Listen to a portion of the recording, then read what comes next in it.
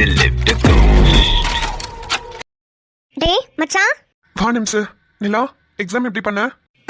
Super மாமா. S great வந்துரும். Super டாமா. சாப்பிட்டியா? சாப்பிட்டேன் மாமா. நீங்க? தோ சாப்பிடணும்டாமா. எங்க சாப்பிட்ட? அத்தை வீட்டுக்கு வந்தாங்க மாமா. சாப்பாடு கொடுத்து விட்டாங்க. உங்களுக்கு எடுத்துட்டு வந்திருக்கேன். சரிடா. ஏன் மச்சான் ஃபேஸ் எல்லாம் டல்லா இருக்கு? ஒரே கன்ஃபியூஷன்ல இருக்கேன்டி, வேற ஒன்றும் இல்ல. கன்ஃபியூஷன்ல இருக்கியா? ஆமா, இது என்ன போர்டு? எவிடன்ஸ் கலெக்ட் பண்ணிட்டு இருக்கேன். எவிடன்ஸா? விசாரிச்சிட்டீங்களோ? போயிட்டே இருக்குமா. என்ன மச்சான் அத எக்ஸ்பிளைன் பண்ணு. கேஸ்ல இருக்கிற ஒருத்தரையும் விடக்கூடாதுன்னு தனித்தனியா விசாரிச்சுக்கிட்டு இருக்கேன். ஃபர்ஸ்ட் ராம கூப்பிட்டு விசாரிச்சேன். அவர் கடைசியா சீதாவை பார்த்தது ஜூன் 30 சனிக்கிழமை. அதான் ஃபர்ஸ்ட் பாயிண்ட்ல எழுதியிருக்கேன். அடுத்தது சீதா பார்க்குக்கு வரலையா? ஞாயிற்றுக்கிழமை சீதா ராம பார்க்குக்கு வர சொல்லியிருக்காங்க. அப்பதான் அவங்க முகத்தை காட்டுறேன்னு சொல்லியிருக்காங்க. அதனால ராம் காலையில போனவரு சாயந்தரம் ஃபுல்லா பார்க்ல தான் இருந்திருக்காரு. ஆனா சீதா வரல. இது ராம் கிட்ட விசாரிச்சப்போ நான் கலெக்ட் பண்ண எவிடன்ஸ். அடுத்தது சீதா கிட்ட விசாரிச்சிட்டீங்களா? அவங்க சொல்லிட்டாங்களா? விசாரிக்கிறதுக்காக அவங்க அப்பாவெல்லாம் கூட்டிட்டு வந்தோம். ஆனா அந்த பிளான் ஃபெயிலியர் ஆயிடுச்சு. ஆனா சீதா ஒரு விஷயம் சொல்ல வந்தாங்க, பாதியிலேயே நிப்பாட்டிட்டாங்க. அந்த எவிடன்ஸையும் கலெக்ட் பண்ணி வச்சிட்டேன். அது என்ன, மார்னிங் பார்க்குக்கு கிளம்பியிருக்காங்க பட் ராம மீட் பண்ணலையா? ஆமா, சீதா அவங்க அப்பா கிட்ட பேசும்போது, அப்பா உங்களுக்கு ஞாபகம் இருக்கா, நான் காலையில ராம மீட் பண்றேன்னு சொல்லிட்டு கிளம்பினேன்ல அப்படின்னு சொல்லிட்டு ஸ்டாப் பண்ணிட்டாங்க. அப்பா அப்பா அப்பா உங்களுக்கு ஞாபகம் இருக்கா? 7 வருஷத்துக்கு முன்னாடி நான் ராம மீட் பண்றேன்னு உங்ககிட்ட சண்டை போட்டுட்டு கிளம்புனல. அப்போ இதத்தான் சீதா நான் எதிர்பார்த்தேன். கமான் சொல்லுங்க, என்ன நடந்திருக்கும் சொல்லுங்க சீதா. சீதா நீ என்ன பண்ற? உண்மையை சொல்ல போறியா? வேண்டாம் சீதா, நீ உண்மையை சொன்னினா உன்னை தவிர இங்க பல பேருக்கு பிரச்சனை. ஆதி பயங்கரமா பக்காவா பிளான் பண்ணி உன்னை அவரை வலையில மாட்ட வைக்கிறாரு. நோ சீதா, கவந்துராத, வேண்டாம். ஓ, நீங்க பிளான் பண்ணிட்டீங்கன்னு கெஸ் பண்ணிட்டாங்களா? சோ இதுல இருந்து என்ன மச்சான் உனக்கு தெரிய வந்தது? இதுல 2 விஷயம் எனக்கு ரொம்ப கிளியரா தெரிஞ்சது. ஃபர்ஸ்ட், ராமோட எவிடன்ஸ் நான் கலெக்ட் பண்ணும்போது அதுல ஒரு விஷயம் சொல்லியிருக்காரு பாத்தியா, சாட்டர்டே ஈவினிங் காலேஜ்ல மீட் பண்ணது, அடுத்த நாள் சீதாவை சண்டே நான் பார்க்ல மீட் பண்ணல. சோ அந்த சாட்டர்டே நைட்ல இருந்து அடுத்த நாள் மார்னிங் ஏதோ ஒண்ணு நடந்திருக்கு. ஓகே. ஆனா சீதா சொன்ன விஷயங்கள் மார்னிங் நான் ராம பாக்குறேன்னு கிளம்பி போனேன் அப்படின்னு சொன்னது. சோ சாட்டர்டே நைட் எதுவுமே நடக்கல. மார்னிங் அவங்க ராம பாக்குறதுக்காக பார்க்குக்கு கிளம்பி இருக்காங்க. ஆனா அந்த கிளம்புற கேப்ல ஏதோ ஒண்ணு நடந்திருக்கு. மச்சி சூப்பர்டா, செம்மையா கனெக்ட் பண்ணிருக்க. சோ ஏதோ ஒரு சம்பவம் சண்டே மார்னிங் தான் நடந்திருக்கு, அதுவும் சீதா பார்க்குக்கு கிளம்பினதுக்கு அப்புறம். ஆமா. ஏ மாமா, 2 விஷயம் கண்டுபிடிச்சேன்னு சொன்னீங்க. ஒன்னு இது, இன்னொன்னு ராமும் சீதாவும் லவ் பண்ற விஷயம் கைலமாக்கு மட்டும்தான் தெரியும்னு நினைச்சேன். ஆனா சீதாவோட அப்பாக்கும் தெரிஞ்சிருக்கு. எப்படி மச்சி சொல்ற? அதுதான் சீதாக்கா வீட்ல இருந்து கிளம்பும் போதே சொல்லிருக்காங்களேக்கா, நான் ராம மீட் பண்றதுக்காக பார்க்குக்கு கிளம்புறேன்னு. ஓ கரெக்ட் கரெக்ட் கரெக்ட். பாத்தியாடி என் பொண்டாட்டியோட அறிவை? போலீஸ்காரன் பொண்டாட்டின்னு ப்ரூவ் பண்ணிட்டாளா? எம்மாடி அம்மா, ரொம்ப தான். அப்புறம் எதுக்கும் பொண்டாட்டியை டாக்டருக்கு படிக்க வைக்கிறேன், போலீஸ் ஆக்கிட வேண்டியதானே? டாக்டர் ஆகுறது அவளோட கனவு. ஆனா போலீஸ்காரன் பொண்டாட்டியா எப்படி யோசிக்கா பாரு. பெரிய கண்டுபிடிப்பதான். ஜப்பான்காரன் என்னென்னமோ கண்டுபிடிக்கிறான், இவ இத கண்டுபிடிச்சிட்டா நீ பெருமையா பேசுறியா? சில பேருக்கு ப்ரொஃபஸரா இருந்து கூட கண்டுபிடிக்க முடியலையேன்னு பொறாம. ஓய், உன் புருஷன் முன்னாடி நிக்கிறான்னு கூட பார்க்க மாட்டேன், காதோட சேர்த்து அப்பி போடுவேன். ஓய் ஓய், பிச்சிருவேன் பிச்சு. சரி சரி, மேட்ருக்கு வாடா. அதான் மச்சி, சண்டே மார்னிங் தான் ஏதோ ஒரு சம்பவம் நடந்திருக்கு. அது மட்டும் இல்லாம சீதா ராம் லவ் பண்ற விஷயம் அவங்க அப்பாக்கு தெரிஞ்சிருக்கு. இந்த 2 விஷயமும் ரொம்ப ரொம்ப ஸ்ட்ராங்கான எவிடன்ஸ். சார் வாங்கண்ணே. இல்ல பாப்பா, நல்லா இருக்கீங்களாமா? நல்லா இருக்கேனே, நீங்க எப்படி இருக்கீங்க? நல்லா இருக்கேன் பாப்பா. அண்ணே, இந்த பாப்பாவை விட்டுட்டீங்களே. சாரி பாப்பா, எனக்கு சாரோட வைஃபை மட்டும் தான் தெரியும். நீங்க உங்க வீணா போன சாரோட ஃப்ரெண்ட் தானே நானு? ஐயோ சார் அப்படிலாம் சொல்லாதீங்கம்மா. சார் இவ்வளவு நல்லவர் தெரியுமா? சரிம்மா, உங்க பேரு? நிம்மதினே. நிம்மதியா? ஏனே பேரை கேட்டு நீங்க நிம்மதியா இல்லையோ? இல்ல பாப்பா, ரொம்ப வித்தியாசமா இருக்கே அதான். எங்க அம்மாவே ரொம்ப வித்தியாசமான ஆளு தானே, அதான் எனக்கு நிம்மதினு பேர் வச்சிருக்கு. அண்ணா, அவ பேசினா பேசிக்கிட்டே தான் இருப்பா. நீங்க வந்த விஷயத்த சொல்லுங்க. ஐயோ சாரி சார், வந்த விஷயத்தையே நான் சொல்ல மறந்துட்டேன். நம்ம சீதாமா இருக்காங்கல்ல, அவங்க உங்களை வர சொன்னாங்க சார். சீதா என்னைய வர சொன்னாங்களா? ஏன் சார்? அவங்க உங்ககிட்ட ஏதோ பேசணுமா? சீதா இதுக்கு என்ன வர சொல்லிருக்காங்க? சரி ஓகே, நான் வரேன்னு சொல்லுங்க. ராம் அங்க இருக்காரா? இல்ல சார், அவரு சீதாவோட அம்மா, அதான் அந்த கைல்விழி மேடம், அவங்க கிட்ட பேசிட்டு இருக்காரு. சீதா உங்களை உடனே வர சொன்னாங்க, உங்களை அர்ஜென்ட்டா பாக்கணுமா? அப்படியா? இதோ வரேன். சரிங்க சார். அம்மா அம்மா நில்லுங்கம்மா. அம்மா மா. என்னடி? என்னம்மா நீ பாட்டுக்கு வந்த, அது இதுன்னு பேசின, கல்யாணம் அப்படி இப்படின்னா நீ பாட்டுக்கு போயிட்ட. என்னம்மா ஆச்சு உனக்கு?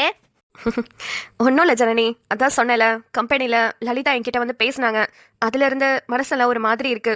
பேசாம சாய்க்கும் உனக்கும் ஒரே டைம்லேயே கல்யாணத்தை முடிச்சிடலான்ற லெவலுக்கு யோசிச்சுட்டு இருந்தேன். நானும் சும்மா வெளியே விளையாட்டுக்கு தான் சொல்லிட்டு இருந்தேன். ஆனா நீ இவ்ளோ சீரியஸா பேசிட்டு இருக்க. இப்ப எதுக்குமா எனக்கு கல்யாணம்? இல்லை ஜன்னி, நான் நல்லா இருக்கும் போதே உங்களை எல்லாம் செட்டில் பண்ணிட்டு நானும் கொஞ்சம் நிம்மதியாக இருப்பேன்ல, அதான். மா, உனக்கு இருக்கிற நல்ல மனசுக்கு நீ ஒன்னும் சீக்கிரம் போய் சேர்ந்துட மாட்ட. நான்லாம் உன்னை வச்சு செய்யாம விடுவேனா?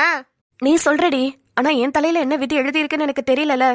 அது தெரிஞ்சுட்டா இந்த உலகத்துல யாருமே கஷ்டமே பட மாட்டாங்க. எல்லாருமே எந்த ஒரு கவலையும் இல்லாம நிம்மதியா இருப்பாங்களே. உங்க அப்பா செத்ததுக்கு அப்புறம் இந்த குடும்பம் அப்படியே தலைகீழா மாறிச்சு. அதை புரட்டி போட்டு மறுபடியும் நார்மலா கொண்டு வரதுக்கு நான் எவ்வளவு கஷ்டப்பட்டேன்னு எனக்கு மட்டும்தான் ஜனனி தெரியும்.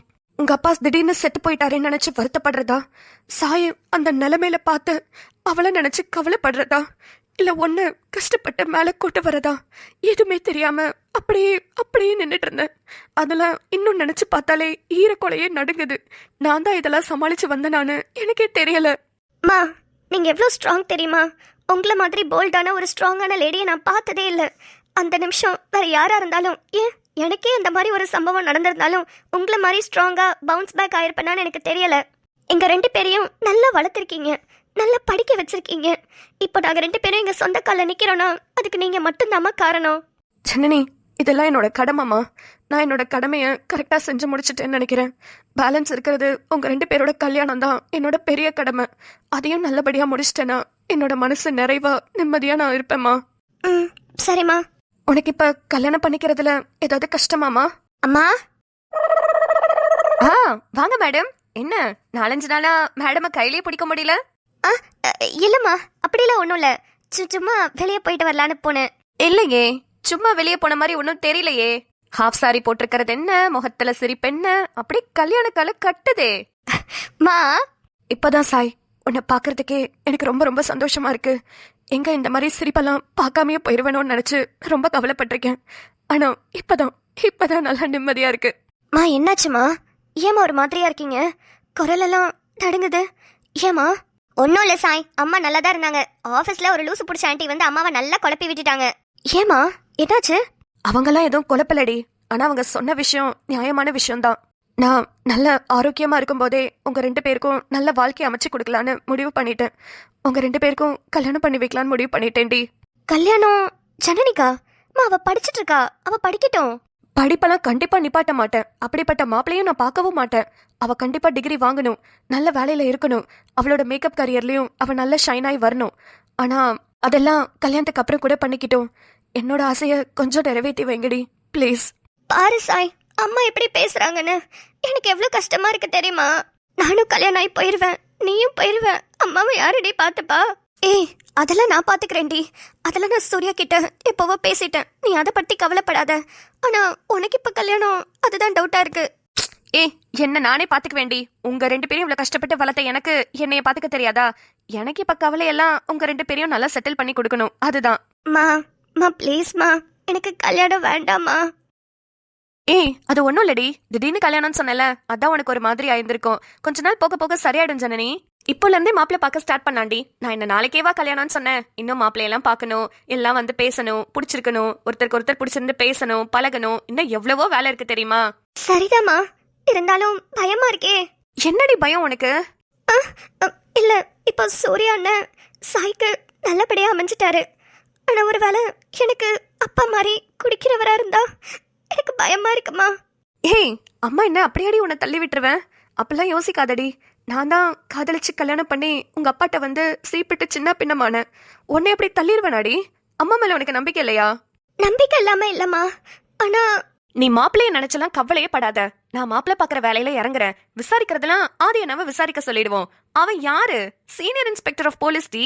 அதுவும் இல்லாம உங்க பெரியப்பா யாரு? டிஎஸ்பி. இத்தனை பேரையும் இந்த மாதிரி பெரிய பொசிஷன்ல வச்சுட்டு நீ ஏண்டி வருத்தப்படுற? இங்க பாரு, நீ கல்யாணத்துக்கு ரெடின்னு சொல்லாம நான் இந்த ப்ராசஸ்ல இறங்க மாட்டேன். ஆனா ஒரு வார்த்தை ஊன்னு சொல்லிட்டேன்னா உன்னை நல்லபடியா செட்டில் பண்ணிட்டு நானும் நிம்மதியா இருப்பேன். அதுதான் ஜனனி, வேற எதுவும் இல்லை. நான் நல்லபடியா இருக்கும் போதே உங்க 2 பேருக்கும் கல்யாணம் பண்ணி பார்க்கணும், அதுதான் என்னோட ஆசை. குழந்தையெல்லாம் உங்களோட விருப்பம் தான், அந்த லைஃப்குள்ள நான் வரமாட்டேன். ஆனா கல்யாணம் பண்ணி வச்சுட்டாலே எனக்கு அது போதும். உனக்கு ஓகேவாமா? சும்மா ஜாலியா காலேஜுக்கு போயிட்டு இருந்தேன். திடீர்னு ஒரு நாள் வந்து கல்யாணங்கிற. எப்போதுமே நீ தான் சொல்லுவ, 27 வயசுல ஒரு பொண்ணு கல்யாணம் பண்ணாதான் கரெக்டா இருக்கும். அந்த பொண்ணு அந்த குடும்பத்தை சமாளிக்கிறதுக்கும் மெச்சூரிட்டி வந்திருக்கும்னு. ஆனா 20 வயசுலயே இப்ப திடீர்னு வந்து கல்யாணங்கிற. அதையும் நீ தான் சொல்ற, இதையும் நீ தான் சொல்ற. அதுக்கப்புறம் உன்னோட விருப்பமா, நீ என்ன பண்ணாலும் எனக்கு ஓகே தான். நான் இப்ப வேணான்னு சொன்னா அதையே நினைச்சு நீ கவலைப்பட்டுட்டு இருப்ப. உன் முகத்தை பார்க்க கூட முடியாது, அந்த அளவுக்கு கவலைப்படுவேன்.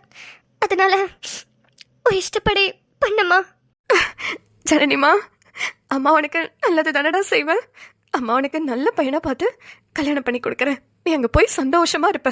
சரியாடாமா? ஓ சந்தோஷம்தாம்மா எங்களுக்கு முக்கியம்.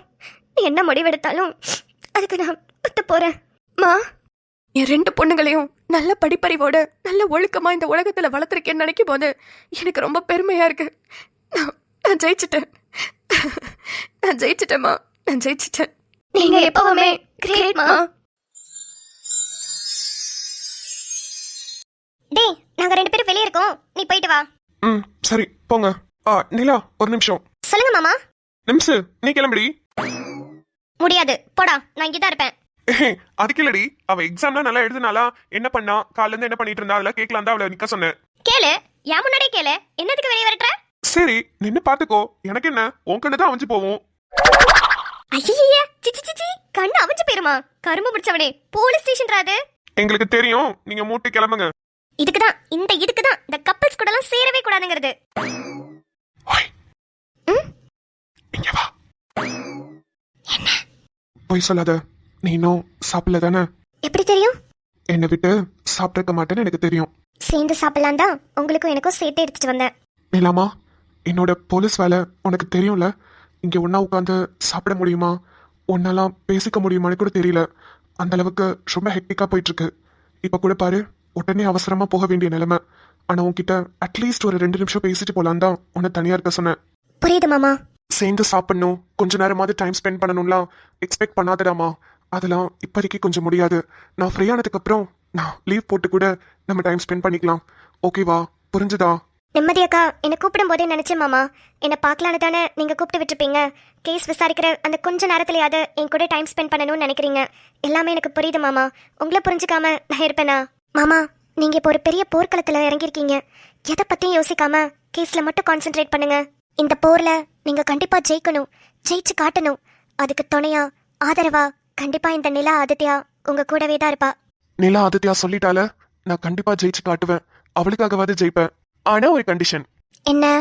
இன்னைக்கு ஃபுல்லா ஸ்டேஷன்ல தான் இருக்கணும். மாமாவை அப்பப்ப எனர்ஜி ஏத்துறதுக்கு ஐ லவ் யூ சொல்லிக்கிட்டே இருக்கணும். என் மாமா ஜெயிக்கிறதுக்காக எவ்வளோ லவ் யூ வேணாலும் சொல்லலாம். சொல்லு. லவ் யூ மாமா. கேக்கல. Love you. சத்தமா. டே டே டே, எனக்கே கேக்குதுடா. மூஞ்சி முன்னாடி நிக்கிற உனக்கு கேக்கலையாடா? அடியே, நீ இன்னும் போகலையா? அத நான் கேட்கணும்டா மலமாடு. நீ இன்னும் போலையா? அங்க உனக்காக சீதா மகாலட்சுமி வெயிட்டிங்டா. போடா, கேஸ் தானடா முக்கியம். இந்த பீஸா உனக்கு முக்கியம். இந்த பீஸ் தான் எனக்கு ஃபர்ஸ்ட், அதுக்கப்புறம் தான் கேஸ் எல்லாம்.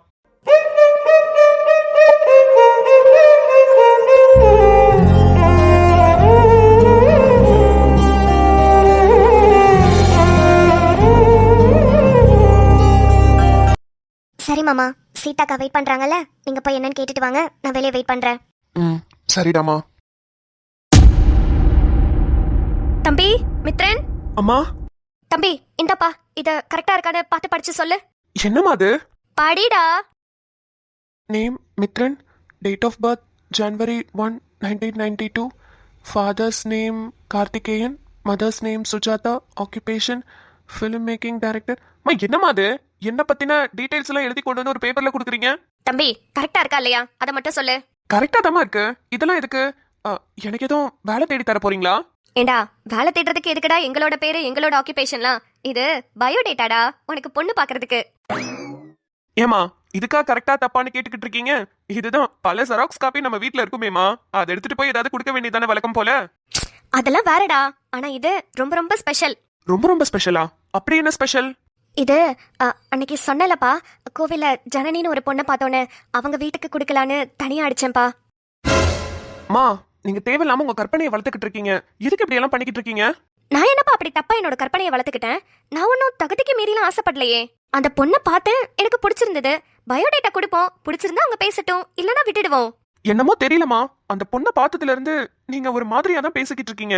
அந்த பொண்ணு தான் அப்படின்னு தயவு செஞ்சு உங்க மனசுக்குள்ள நீங்க பதிய வச்சுக்காதீங்க. அது உங்களுக்கு தான் நாளைக்கு கஷ்டம். அதெல்லாம் ஒண்ணும் ஆகாது, நீ பேசாம இரு, நான் பாத்துக்கிறேன். டேய், அப்புறம் திவ்யாவோட கல்யாணத்துக்கு போகும்போது ஒரு போட்டோ ஒன்று எடுத்தீல, அந்த போட்டோவை பிரிண்ட் போட்டு எனக்கு கொடுப்பா. அவங்க பயோடேட்டா கேட்டாங்கன்னா கூட சேர்ந்து போட்டோவையும் அனுப்பணும், அதுக்குதான். பயோடேட்டாவை பார்த்தாலே ஒத்துக்க மாட்டாங்க, இதுல போட்டோவை பார்த்தாங்கன்னா சுத்தம். டேய், ஏன்டா உன் மனசுல நல்லதாவே தோணாதாடா? எப்ப பாரு அபசகுணமாவே பேசுற.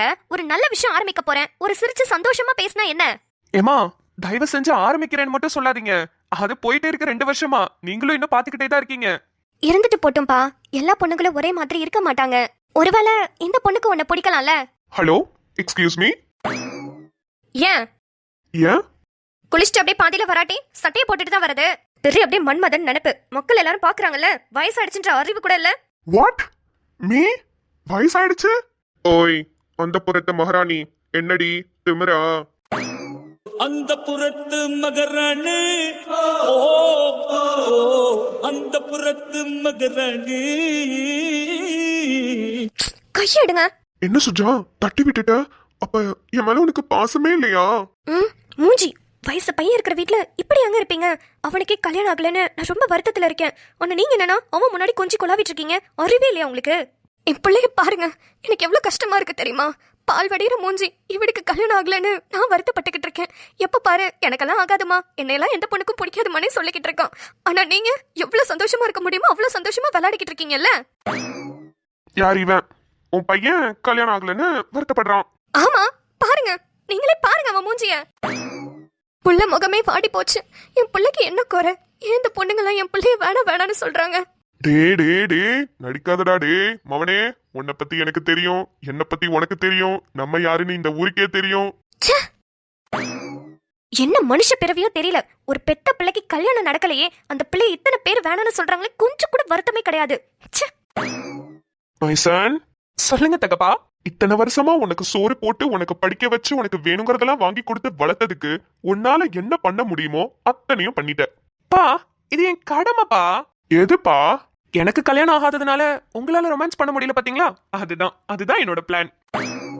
மவனே இருடா, இதுக்காகவே ஒரு புள்ளைய பார்த்து உன் தலையில கட்டி வச்சு இந்த வீட்டை விட்டு உன்னை வெளியே அனுப்பல.